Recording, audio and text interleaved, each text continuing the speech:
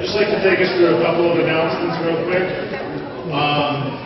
The first, the Clark Screen clock. Let's not forget that Clark Screen is trying to raise funds for a clock down on the green.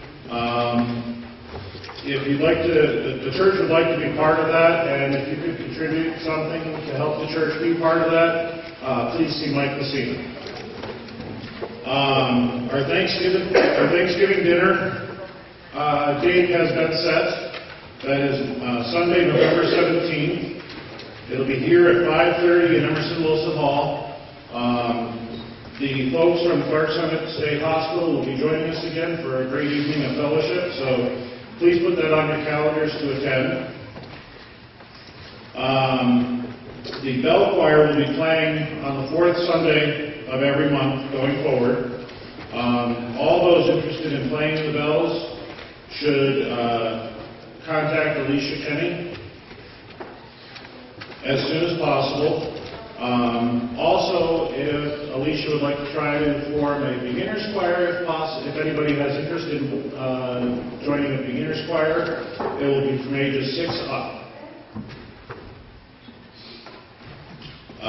Community classroom brochures are in the narthex, and part of the community classroom is the Taekwondo program that Pastor Brent offers.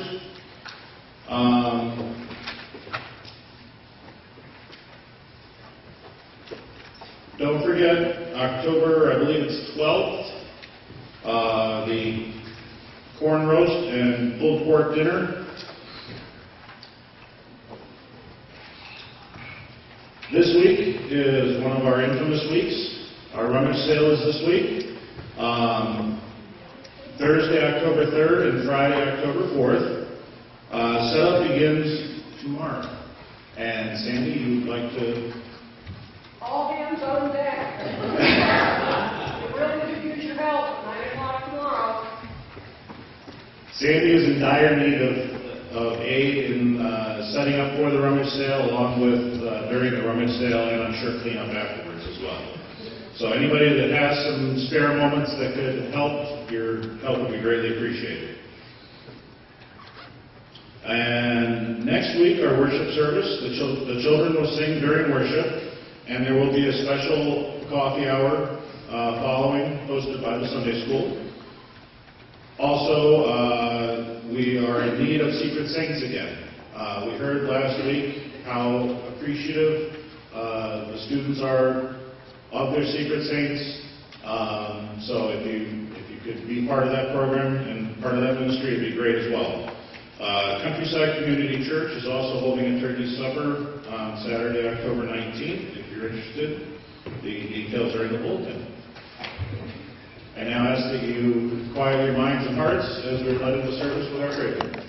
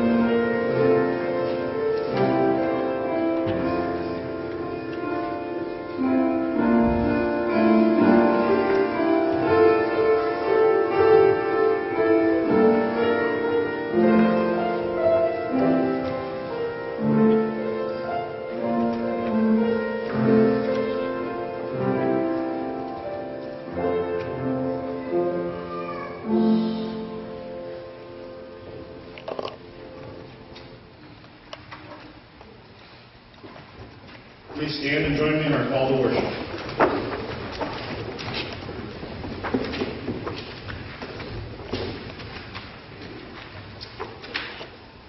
Therefore, since we have been justified through faith, we have peace with God through our Lord Jesus Christ. Through whom we have gained access by faith into His grace, in which we now stand, and we boast in the hope of the glory of God. Not only so, but we also glory in our sufferings, because we know that suffering produces perseverance, perseverance character, and character hope. And hope does not put us to shame, because God's love has been poured out into our hearts through the Holy Spirit, who has been given to us. Join me in our opening prayer. O God, to whom in all adoration and praise, prepare us to be the active presence of your Spirit, to come before you rightly, enlighten our understanding, purify our every desire, quicken our wills, and strengthen every right purpose. Direct us our worship to magnifying of your name, and to the enduring will of us and children and servants. Through Jesus Christ our Lord. Amen. a slight modification. We're going to be singing one page further, hymn number 261, Lord of the Dance.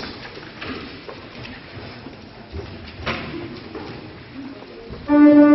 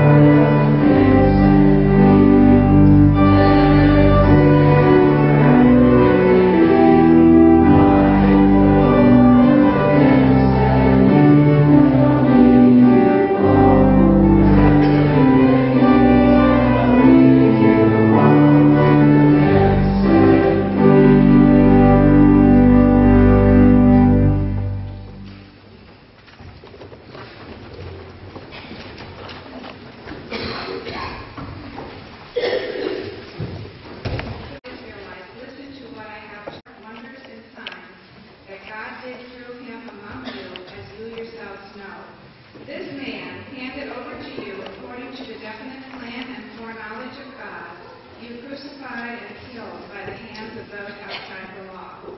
But God raised him up, having freed him from death, because it was impossible for him to be held in his power. For David says concerning him, I saw the Lord always before me, for he is at my right hand, so that I will not be shaken. Therefore my heart was glad and my tongue rejoiced. Moreover, my flesh will live in hope.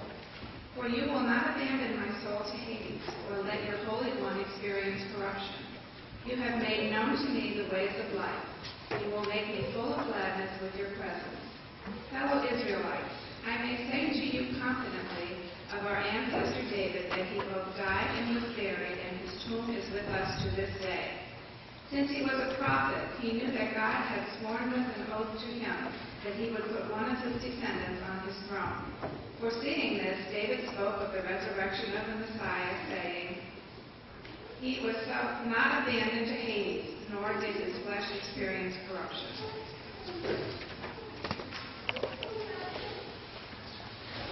Okay, the children can come forward.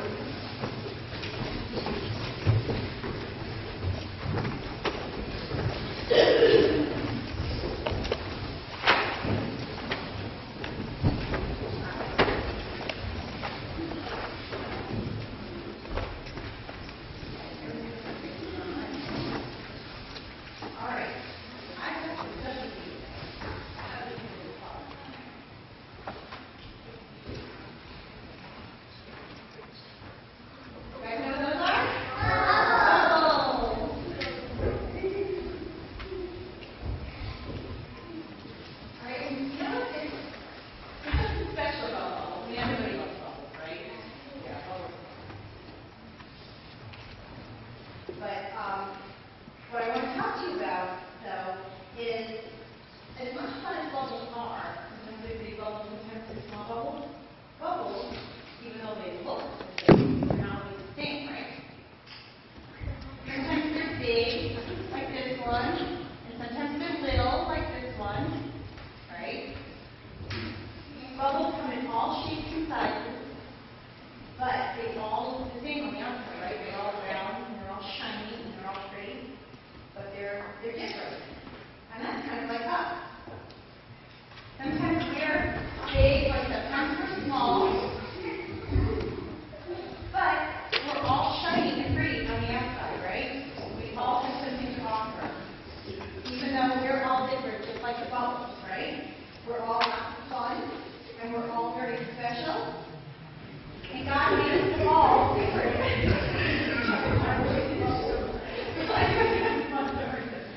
We're all really neat and shiny and all different and all special, like bubbles, right? Every one of us is different and unique, and we all have something different and special to offer. And you may see somebody else out there who's different than you and special in their own way. And even if they look different, just remember, everybody is shiny and pretty on the outside because that's the way God made us. And that's what makes us special. We are all shiny bubbles in one way or another.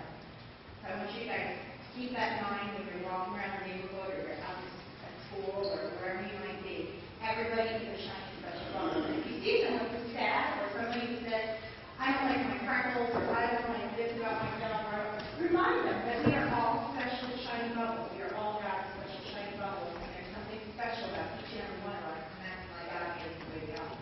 So let's have a little prayer. Dear Lord, thank you for special shiny bubbles, and thank you for making us special shiny bubbles.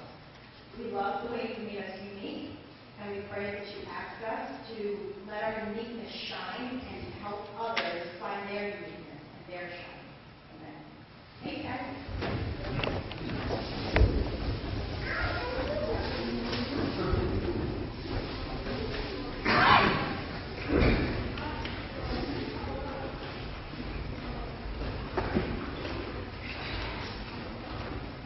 Thank you.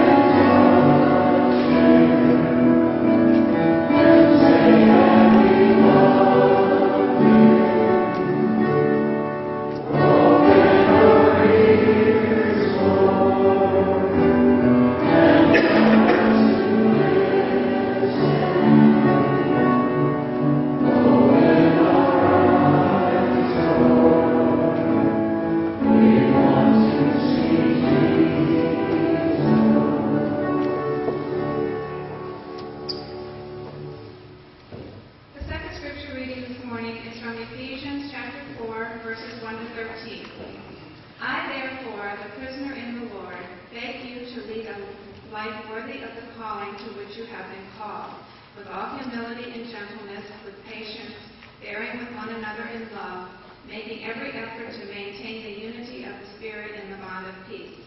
There is one body and one Spirit, just as you were called to the one hope of your calling.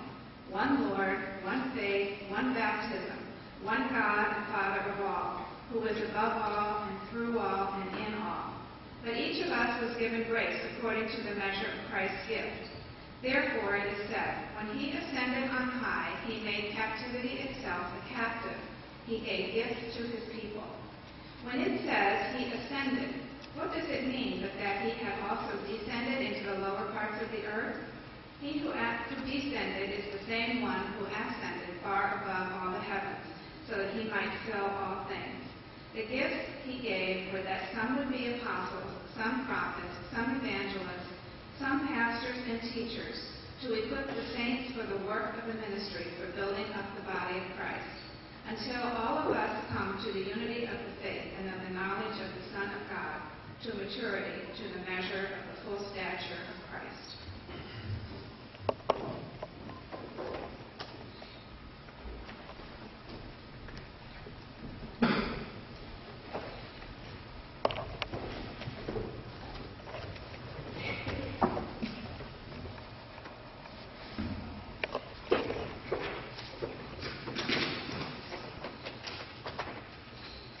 I don't have the fun bubbles like Carly had. Over the past 4 months, Pastor Brent has been taking us through the book of John. He has shown us how Jesus' life was filled with turmoil, disbelief, and persecution. Through it all, Jesus continued, humbly, with courage, dedication, and hope. Jesus taught us to live as he did. He taught us to do for those who can't do for themselves. He taught us to be modest, yet he taught us to be brave. In John 2, when Jesus was at the wedding, he turned the water into wine. He did not do this to be the hero of the day. In fact, it was the bridegroom who received recognition for saving his best wine, rather than serving the cheap stuff.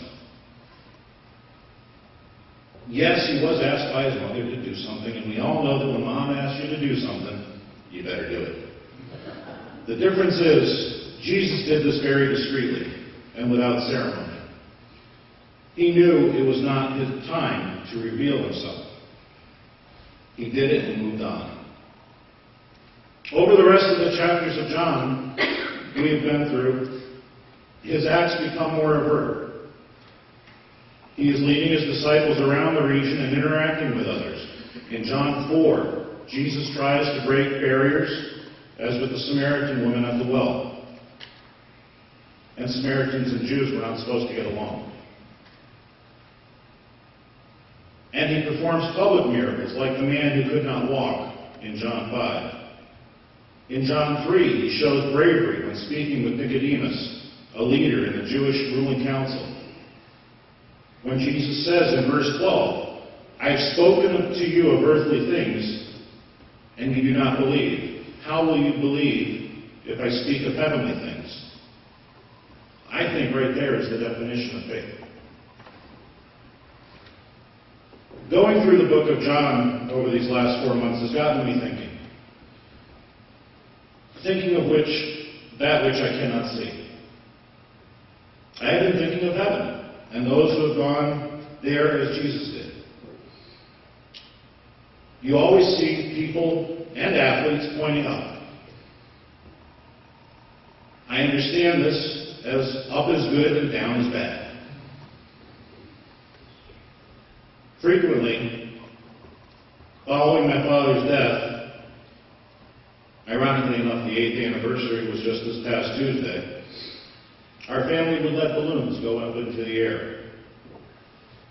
When we could not see them anymore, we would say that Grandpa got them, because he is in heaven. Up is good, down is bad. It got me thinking, why do I feel this way? And it brought me to think of the ancient Greek gods. And they were on top of Mount Olympus. Hades was in the depths of the earth. Up is good, down is bad. And it got me thinking of these many thoughts and how these traditions carry forward from cultures of the past. I then started looking around. I saw the grass, the minerals in the earth, and nature itself.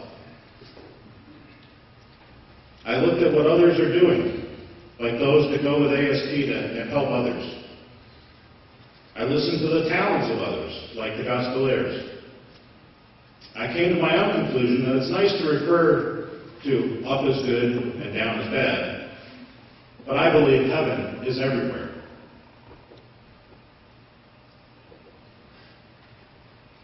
Everything I do, see, touch, hear, and smell is touched by heaven, and therefore touched by God.